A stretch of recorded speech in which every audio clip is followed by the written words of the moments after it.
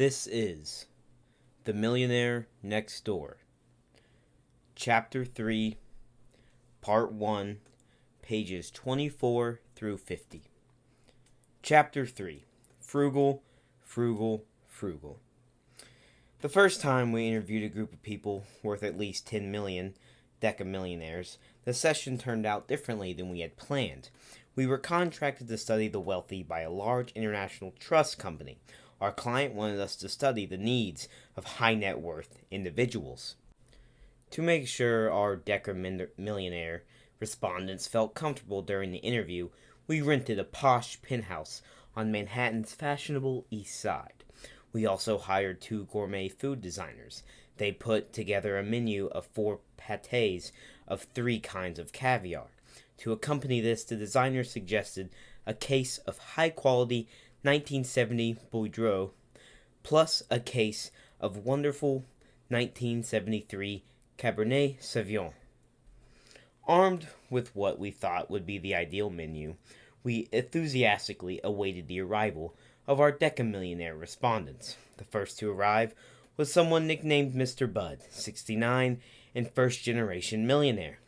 Mr. Bud owned several valuable pieces of commercial real estate in New York metropolitan area. He also owned 2 businesses.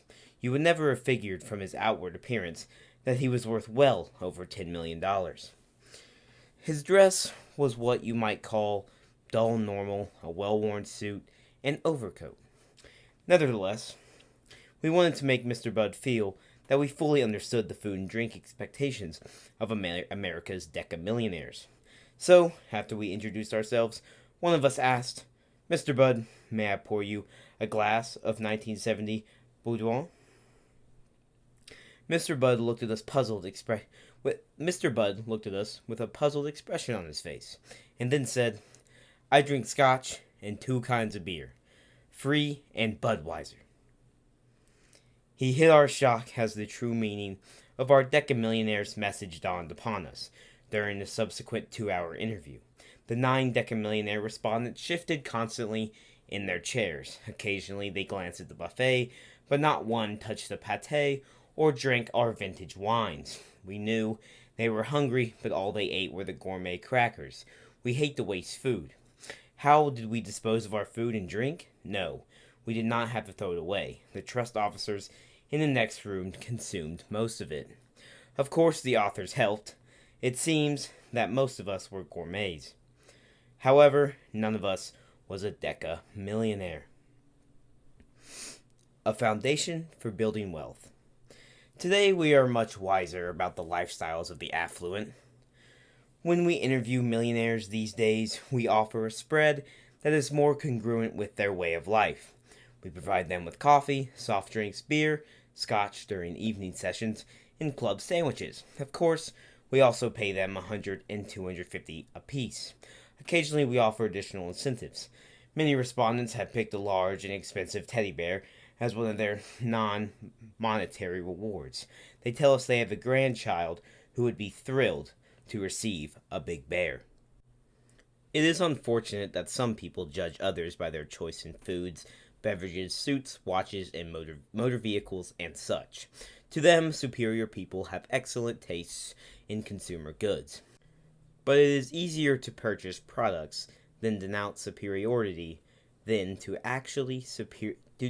be actually superior in economic achievement. Allocating time and money in the pursuit of looking superior often has a predictable outcome. Inferior economic achievement.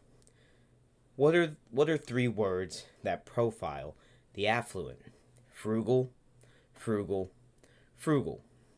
Webster's defines frugal as behavior characterized by or reflecting economy in the use of resources. The opposite of frugal is wasteful. We define wasteful as a lifestyle marked by lavish spending and hyperconsumption. Being frugal is the cornerstone of wealth building. Yet, far too often, the big spenders are promoted and sensationalized by the popular press. We are constantly barraged with media hype about so-called millionaire athletes, for example.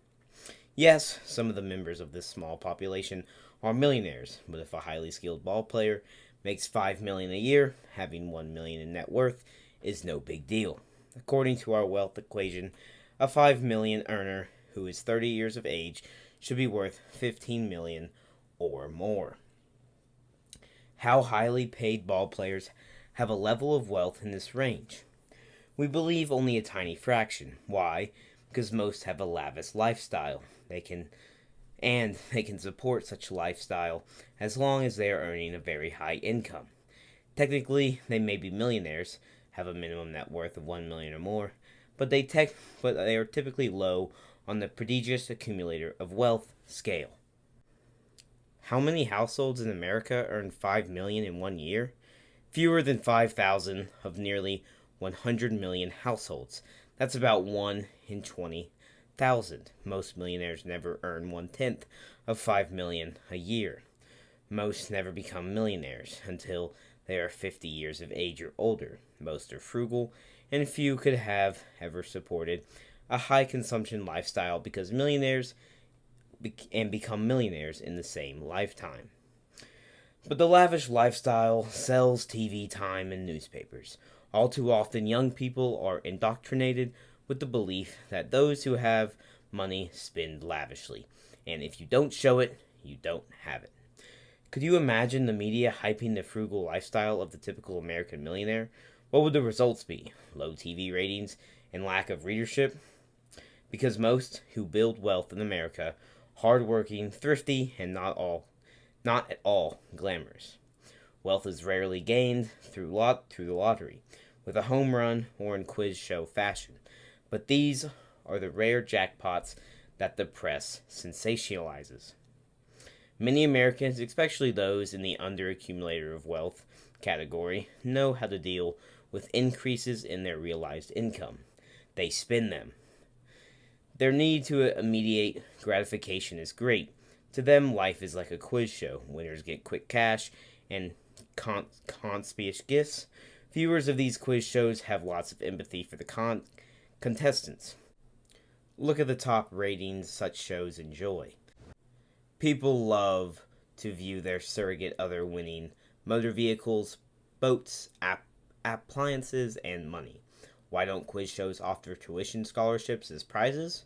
Because most people want immediate gratification. They don't want to trade a prize of, say, a camper van for 8 years in night school, even though a college degree can translate into a value equivalent to more than a dozen vans.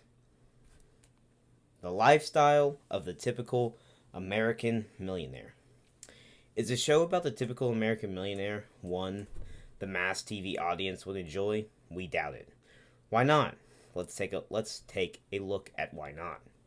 The camera zooms in on the typical millionaire household of Mr. Johnny Lucas. Like most Americans, Johnny, 57, has been married to the same woman for most of his adult life. He holds an undergraduate degree from a local college. He is the owner of a small janitorial contracting firm that has thrived in the last few years.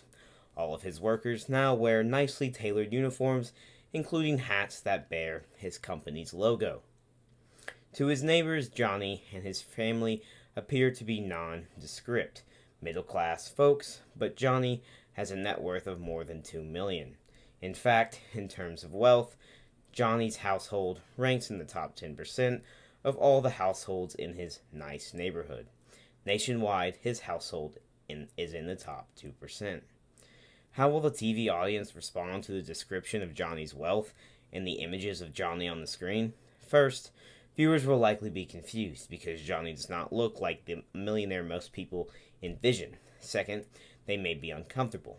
Johnny's traditional family values and his lifestyle of hard work, discipline, sacrifice, thrift, and sound investment habits threaten the audience. What happens when you tell the average American adult that he needs to reduce his spending in order to build wealth for the future? He may perceive this as a threat to his way of life. It is likely that only Johnny and his cohorts would tune in to such a program. It would certainly bolster their views about life. In spite of these concerns, let us assume that one of the major TV networks agrees to run at least a pilot program about the Johnnies of America. What will this program tell the viewing audience? Here is Johnny Lucas, ladies and gentlemen. Mr. Lucas is a millionaire. I will ask Johnny some questions about his purchasing habits. These questions come from our TV audience. Custom made or off the rack? First, Johnny, Mr. G from our audience wants to know, what's the most you've ever spent for a suit of clothing? Johnny closed his eyes for a moment, obviously deep in thought. The audience is silent. He is expecting him to say somewhere between 1 and 6,000. But our research indicates that the audience's expectations are wrong. We predict that our prototypical millionaire would say, the most I ever spent, including the suits I bought for myself and my wife, June, and my sons, Buddy and Daryl, and my girls, Wileen and Ginger, the most I ever spent was $3.99. Boy, I remember that it's the most I ever spent. It was for a very special occasion, our 25th wedding anniversary party. How will the audience respond to Johnny's statement? Probably with shock and disbelief.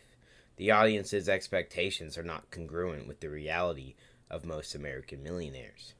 According to our most recent survey, the typical American millionaire reported that he or she never spent more than $3.99 for a suit of clothing for himself or for anyone else. Note the figures given in Table 2-1.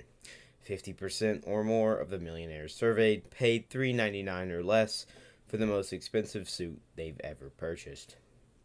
Only about 1 in 10 paid $1,000 or more. Only about 1 in 100 paid $2,800 or more. Conversely, about 1 in 4 millionaires paid $285 or less, and 1 in 10 paid $195 or less for his or her most expensive suit. Table 2-1, prices paid by millionaires for clothing and accessories. These figures are for all millionaires in our survey. Keep in mind that almost 14% of those surveys told us they inherited their wealth. What happens when we break our inheritors and self-made millionaires? Self-made millionaires spend significantly less for suits, as well as for most other high-status items, than do most who have inherited their wealth. The typical 50th percentile self-made millionaire paid about $360 for a suit, while the typical inheritor of wealth reported paying more than $600. How can the Johnnies of America get away with spending such modest amounts? Johnny does not need to wear expensive suits. He is not a successful attorney who must impress his clients, nor does he ever have to impress a large audience of stockholders at an annual meeting, the financial press, or investment bankers. Johnny does not have to dress the part of a high-powered CEO who must constantly address a high-browed board of directors. Johnny does, however, need to impress his staff of janitors. How? By never giving them the impression that he is making so much money he can afford to have a tailor fit for him for a suit priced in the low mid to 4 figures. Most of millionaires we have interviewed over the past 20 years have views similar to Johnny's, then who purchases all those expensive suits. Our survey revealed an interesting relationship for every millionaire who owns a $1,000 suit. There were at least 6 owners who have annual incomes in the $50,000 to $200,000 range, but who are not millionaires. Their shopping habits certainly have something to do with the fact that they are not wealthy. Who are these people? Typically, they do not own their business. They are more likely to be corporate middle managers, especially those who are part of a working couple, attorneys, sales, and marketing professionals, and physicians. Why would anyone suggest that you spend more than the typical millionaire for a suit? In a recent published article, an owner of a very expensive suit touted that they were an excellent investment. You're looking rather prosperous, sir. Forbes, April 8th, 1996. Mr. Minard asked asks and answers the question of questions about investing in suits. Can custom-made suits be worth $2,000? Mine are. 14 years and 14 pounds later, they still look good. Believe it or not, I made an excellent investment. Mr. Minard tells his readers how he was initially guided to the custom tailor shops of London's Savile Row by two senior-level executives whom he regarded as having excellent taste, but were not frivolous in their buying habits. They explained to buy bespoke is to enter into a unique and personal relationship with your clothes. What is the meaning of bespoke? In middle-class America, it means custom-made. Johnny Lucas never bought a custom-made suit. Does he have a unique and personal relationship with his all-wool, top-of-the-line J.C. Penney suit? Are you surprised to learn that some millionaires shop at Penny's? Perhaps even more surprising, about 30.4% of respondents who are millionaires hold J.C. Penney credit cards. Penny's private brand Stafford executive suits were recently given top scores for durability, cut, and fit by a leading consumer publication. J.C. Penney now subjects garments to tough tests for color matching, fabric shrinkage, and piling. When it comes to quality control, Penny's is more demanding than any of the department stores. Terry Agnews, why cheap clothes are getting more respect. The Wall Street Journal. Keep in mind that moths, cigar ashes, and other hazards do not care how much you paid for your wool suit. They do not understand the full meaning of bespoke. They are not interested in the fact that a suit with the same label was also worn by Dickens, de Gaulle, and Churchill. Nor do they care if your suits ever generate dividends or capital gains, but they can certainly ruin your investment portfolio of suits. Then certainly, footwear. Let us return to our proposed TV program. Mr. Lucas is still on stage. What type of shoes does Lucas purchase? The TV audience, if any, are still tuned in, will again be surprised by his answer. Johnny, like most millionaires, does not buy high-priced footwear. About half the millionaire surveys reported that they had never spent $140 or more for a pair of shoes. 1 in 4 had never spent more than $100, and only about 1 in 10 had spent over $300. If not millionaires, then who is keeping the high-priced shoe manufacturers and dealers in business? Certainly, some millionaires purchase expensive shoes, but for every millionaire in the highest price paid category, over $300, there are at least 8 non-millionaires.